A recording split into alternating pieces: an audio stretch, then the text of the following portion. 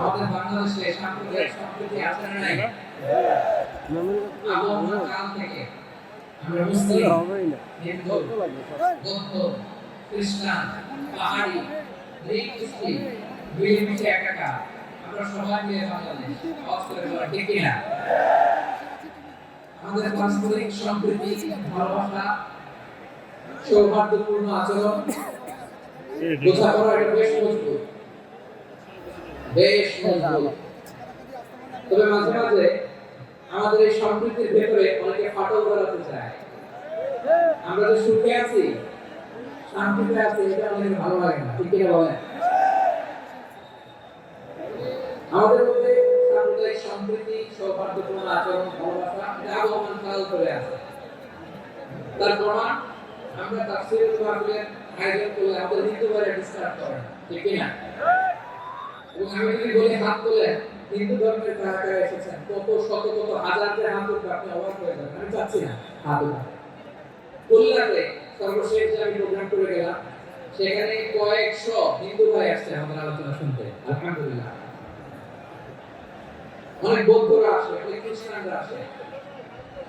এবার সফরেও অনেক হিন্দু ভাই আমার সাথে দেখা করেছে, তারা বলছে হুজুর আমরা আপনার আলোচনা শুনি, আলহামদুলিল্লাহ বলেন।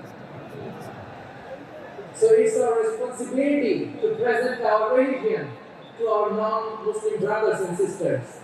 আমাদের মুসলিম ভাইদের কাছে ইসলামের সৌন্দর্য তুলে ধরা এটা আমাদের দায়িত্ব। We all are the ambassadors of Islam. আমরা প্রত্যেকে দায়িত্বশীল, আমরা প্রত্যেকে এক একজন ইসলামের ambassador, আলহামদুলিল্লাহ। এজন্য এমন ভাবে the beauty of Islam, ইসলামের সৌন্দর্য আমাদেরকে ফুটিয়ে তুলতে হবে, যাতে করে নন-মুসলিমরা শাহাদাত পড়ে কালিমা পড়ে মুসলমান হয়ে যায়। অনেক নন-মুসলিম ভাই বোন আমাদের হাতে শাহাদাত পড়ে কালিমা পড়ে মুসলমান হয়েছে, অনেক। আমরা যেন ইসলামের বিউটিটাকে তুলে ধরতে পারি এবং এই যে সম্প্রীতি, এটাকে যেন আমরা অটুট রাখতে পারি। আদতে আদতে বাংলাদেশের ইতিহাস বলে আমাদের দেশে কোনো দাঙ্গা নাই, আছে? লালমনির হাটের ভাই আওয়াজ করে বলেন, আমাদের দেশে হিন্দু মুসলিম দাঙ্গা আছে?